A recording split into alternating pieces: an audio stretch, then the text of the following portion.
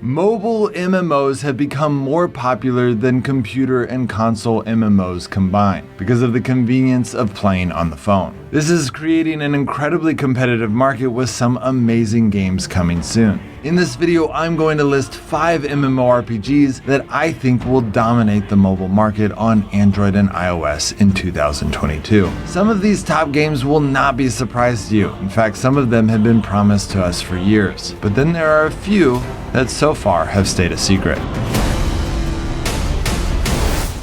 The first game on the list is Project Odin from Lionheart Studios. As mobile phones keep getting better, the demand for great graphics has been growing, and this game, simply put, blows away our expectations. The attention to detail, depth of field, and contrast of colors is unprecedented in mobile gaming. Furthermore, typical MMOs are cluttered with the names of players and guilds, whereas Project Odin seems to have a focus on an immersive experience. This is exciting for some, but could be boring for others. Regardless, since Norse mythology is really in vogue right now, if they can master the mechanics they are wanting to implement, I think they will be a top game for the year. The second game on the list is Diablo Immortal, which currently holds the record for the longest awaited mobile game in history. NetEase, who is helping Blizzard in its development, confirmed years ago that all of the game mechanics and content in the game was complete and ready to go. But the bad publicity gained in the way that Blizzard announced this game's arrival caused them to postpone it, and now 3 years later the game has yet to be released. Some of us were starting to wonder if they were ever going to release this game, but last year they started a pre-release version, and honestly I expected it to come this year, but now it is looking like it is more likely to come out next year. Diablo Immortal is a hack and slash RPG, and the gameplay I've seen so far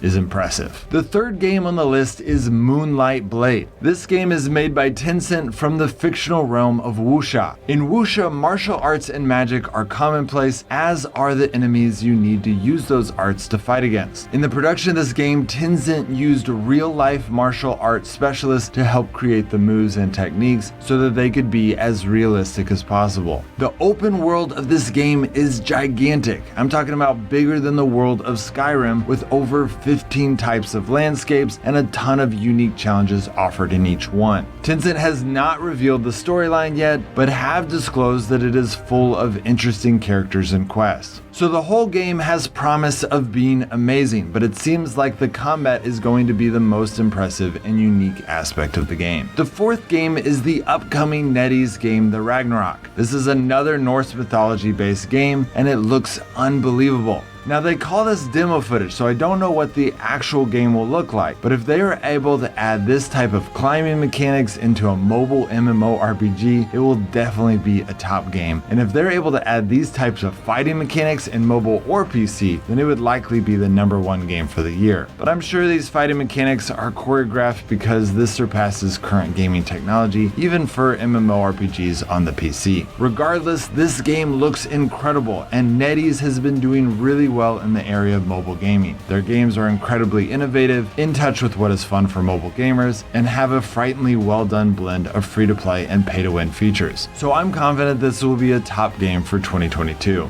The fifth game on the list is Rise Mobile. The devs have not released a ton of information on this game yet, but the graphics look amazing. Also, you can tell by just watching the trailer that the story is going to feel like a movie. Even just walking around and exploring looks like it will have a really cool feel. You can also tell by the trailer that the fighting mechanics are going to have a significant element of dynamicy, but it is hard to tell completely without getting our hands on it first. It is interesting to note that when I watch this trailer, it feels like it's going to be a normal RPG, but it is listed as being an MMORPG. And I think a lot of players are attracted to games that feel like an RPG, but are actually an MMORPG. The ability to do quests and stories as if you're single player, then use that character and join with others in epic battles is always a plus. Well, that's it guys. Hope you are as excited about these games as I am, and I will keep you up to date as I learn more. Some of you might be surprised that I have not included Siberica, Frostborn, Albion, or any of the other top-down games that I normally cover. That is because the point of this video is to cover games that are not out yet.